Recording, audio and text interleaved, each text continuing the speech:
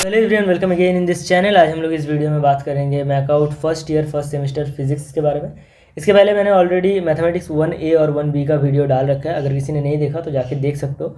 और उस वीडियो के बाद बहुत सारा मैसेज और कमेंट आया कि भैया फिजिक्स का बताइए, केमिस्ट्री का, इलेक्ट्रिकल, सबका बता दीजिए। तो धीरे धीरे हर एक सब्जेक्ट का एनालिसिस वीडियो आ जाएगा, तो चैनल को अभी से सब्सक्राइब कर लो। ओके, और देखो मेन मुद्दा तो ये है, तुम लोग को पास करना है, क्योंकि 4-5 दिन का जो समय है इसमें तुम लोग 8 to 9 पॉइंटर नहीं ला सकते। तो सिर्फ 5 पॉइंटर की ज़रूरत होता है, जिसमें तुम लोग को 40 मार्क्स स्कोर करना होता है सेमेस्टर में, तो तुम लोग पास हो जाओगे। और इसमें ऑलरेडी मैंने बता रखा है कि ओस्ट के सिनेरियो अगर मान के चले तो तुम्हारा सीए में 15 मार्क्स और अटेंडेंस का 5 मार्क्स मिलाकर ऑलरेडी तुम्हारे पास 20 नंबर है। बाकी 20 नंबर और थोड़ा बहुत 10 नंबर का मार्जिन, मतलब 30 नंबर अगर तुम लोग स्कोर कर लेते हो तो तुम लोग को कोई भी फेल नहीं कर पाएगा। ठीक है, पास हो जाओगे, इतना सियोरिटी है। ओके, और देखो यहाँ पे फिजिक्स का क्या है ना कि थोड़ा बहुत प्रीरिक्विजिट चाहिए होता है। मतलब फिजिक्स अगर स्ट्रॉन्ग, मैं तो ये मैं बोलूँगा कि तुम लोग को बहुत ज़्यादा स्ट्रॉन्ग होना चाहिए। यहाँ पे कोई बहाना भी नहीं मार सकते कि मेरा नीट था या फिर जेई था, क्योंकि फिजिक्स दोनों में था। ओके, तो नॉर्मल बेसिक जो सेंस होना चाहिए फिजिक्स के रिगार्डिंग वो तो होना चाहिए। नॉर्मल एनएलएम वगैरह पढ़ के आना चाहिए, मैकेनिक्स आना चाहिए, थोड़ा बहुत ऑप्टिक्स का थोड़ा बेसिक नॉलेज होना चाहिए, क्योंकि 8-9 में भी ऑप्टिक्स था, 12th में भी ऑप्टिक्स था। 12th का जो ऑप्टिक्स था वो तुम लोग का अभी तक पढ़े 6-7 महीना भी नहीं हुआ होगा, तो मुझे लगता है कि तुम लोग का थोड़ा बहुत भी याद होगा ऑप्टिक्स। ओके, तो इसीलिए ऑप्टिक्स चैप्टर में उधर थोड़ा बहुत हेल्प मिल सकता है। अभी आ जाते हैं सीधा सिलेबस में। अब देखिए यहाँ पे टोटल 5 चैप्टर है, तुम लोग को पता है, जैसे 5 यूनिट्स आर देयर। तो सबसे कठिन जो यूनिट है वो है क्वांटम मैकेनिक्स। ये सबको पता है, क्योंकि यहाँ पे ऐसे ऐसे डेरिवेशंस है, ऐसे ऐसे फॉर्मूलाज है कि किसी को अभी याद ही नहीं रहने वाला। ओके, लेकिन मेरे हिसाब से ये है सबसे इंपॉर्टेंट चैप्टर। जैसे कठिन है वैसे इंपॉर्टेंट भी है, और इसी से सबसे ज़्यादा क्वेश्चन पूछा जाता है। कम से कम अगर प्रीवियस ईयर एनालिसिस करके देखें तो 20 नंबर का क्वेश्चन भी कभी कभार ये क्वांटम मैकेनिक्स से पूछा जा चुका है। हाँ, कभी कभार धोखा भी हुआ है, ज़रूर धोखा हुआ है, लेकिन क्वांटम मैकेनिक्स एक ऐसा चैप्टर है जहाँ पे बहुत सारे इंपॉर्टेंट क्वेश्चन बनते हैं। और यहाँ से तुम लोग, मतलब जो ब्रॉड क्वेश्चन होते हैं ना, 5-5 नंबर का या फिर 7-8 नंबर का जो क्वेश्चन आता है वो यहाँ से तुम लोग को देखने को मिल सकता है।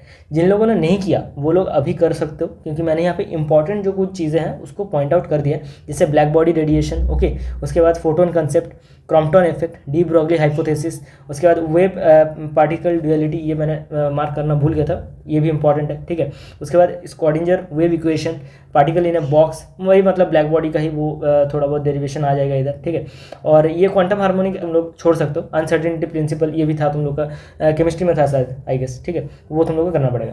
अभी क्या है, ये जो हाइड्रोजन एटम जो लास्ट मैंने यहाँ पे ब्रैकेट में लिखा हुआ है, ये हाइड्रोजन एटम का एक हाइड्रोजन बोल के अलग से चैप्टर बना दिया गया है। कोई कोई बुक्स में तुम लोग को देखने मिल जाएगा।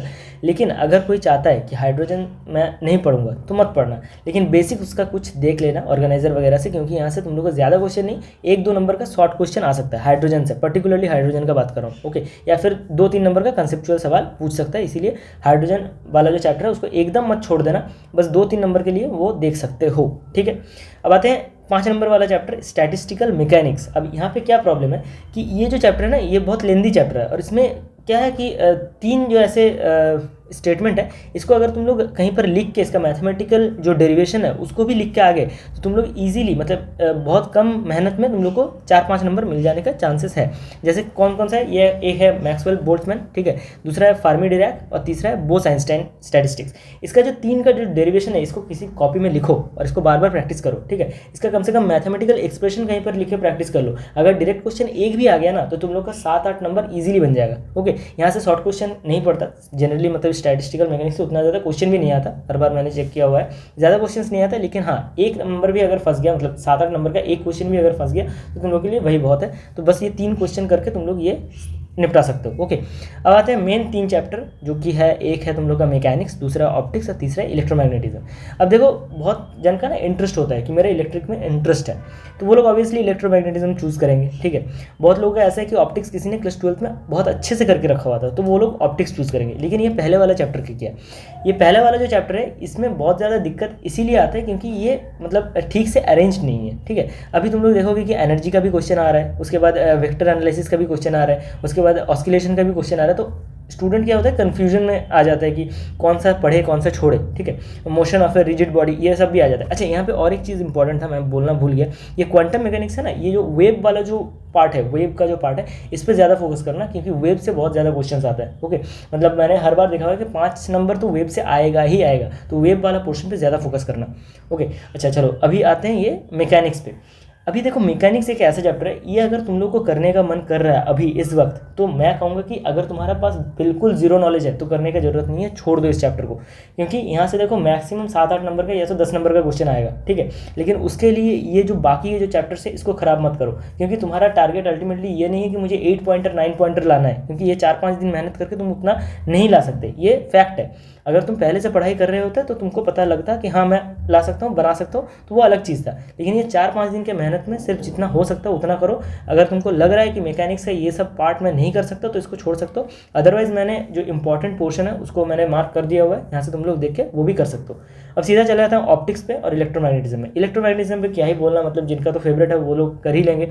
मैक्सवेल इक्वेशन है, पोलराइजेशन का वो सब थ्योरम वगैरह है, हाइपोथेसिस वगैरह है, ठीक है। हिस्टेरेसिस लॉ सब है मैग्नेटिज्म का, जो 12th का एग्जैक्ट पढ़ा होता है इलेक्ट्रोमैग्नेटिज्म में वही यहाँ पे दिया गया है। फेरोमैग्नेटिज्म का थोड़ा बहुत कंसेप्ट लगने वाला है, पर ये तुम लोग देख के जा सकते हो। इलेक्ट्रोमैग्नेटिज्म का बात करें और ऑप्टिक्स में ये है कि ऑप्टिक्स का जो जिनका 12th का अच्छे से किया हुआ है वो लोग ऑप्टिक्स कर लेना। यहाँ पे भी मैंने इंपॉर्टेंट जो पार्ट सब है वो सब पॉइंट आउट करके रख दिया है। और लेजर्स वाला जो चैप्टर है इसके रिगार्डिंग एक बात बताना चाहता हूँ। लेज़र, देखो लेज़र एक ऐसा चैप्टर है ना, ये लोग बहुत छोड़ के चले जाते हैं, क्योंकि लेज़र से 1-2 नंबर का शॉर्ट क्वेश्चन आता है, ज़्यादा कुछ नहीं आता।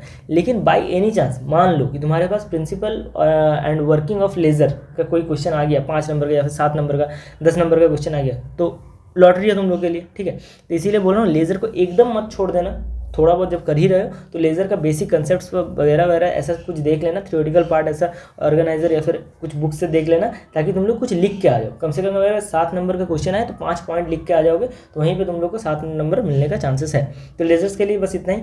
और बाकी जो फिजिक्स का मैंने ये बताया हुआ है ना, तो फिजिक्स देखो ऐसे ही बहुत ज़्यादा बच्चे जो है फिजिक्स में ही सप्ली खाते हैं, मतलब बैक लगता है उनका फिजिक्स में, क्योंकि फिजिक्स बहुत ही मतलब वो ऑर्गेनाइज सिलेबस नहीं है फिजिक्स का। समझ में आ रहा है क्या बताने हुए? जैसे कि इलेक्ट्रिकल का ऑर्गेनाइज्ड है, मैथमेटिक्स का ऑर्गेनाइज्ड सिलेबस है, फिजिक्स का सिलेबस उतना ज़्यादा ऑर्गेनाइज नहीं है। स्टूडेंट को पता नहीं चलता कि इसके बाद ये पढ़े, इसके बाद ये पढ़े, और बुक्स भी उसके लिए अच्छा खासा अवेलेबल कुछ भी नहीं है। वही आर्यंत का बुक आता है और 2-4 ऐसी नॉर्मल जनरली जो मैकआउट के वो पोर्टल में दिया हुआ रहता है वही सब बुक्स यूज़ करते हैं बच्चे।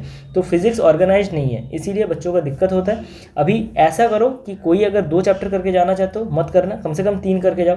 अगर कोई चाहता है कि मैं मैकेनिक्स कर लूँ तो मैकेनिक्स साथ ऑप्टिक्स या फिर लास्ट का 2 चैप्टर करके चल जाओ, ठीक है। या फिर अगर कोई बोल रहा है मैं मैकेनिक्स छोड़ना चाहता हूँ तो ठीक है, ऑप्टिक्स के साथ तुम लोग ये क्वांटम मैकेनिक्स और स्टैटिस्टिकल मैकेनिक्स करके चल जाओ। और अगर कोई कह रहा है कि इलेक्ट्रोमैग्नेटिज्म करना चाहता हो तो ठीक है, इलेक्ट्रोमैग्नेटिज्म करो, उसके साथ ये मैकेनिक्स का लास्ट का 2 चैप्टर और उसके साथ साथ ऑप्टिक्स का कुछ इंपॉर्टेंट पार्ट जो मैंने मार्क करके दिया हुआ है, single slit, double slit and multiple slits का जो क्वेश्चन है ये सब करके देख के चल जाओ, ठीक है। तो कम से कम मेरे हिसाब से तुम लोग पास कर जाओगे, उतना टेंशन लेने वाला बात नहीं है, ओके। इसके बाद मैं और भी सब्जेक्ट्स का चैप्टर एनालिसिस लाने वाला हूँ, तो चैनल को अभी से सब्सक्राइब कर लो। Again I am saying that, और मिलते हैं नेक्स्ट वीडियो में।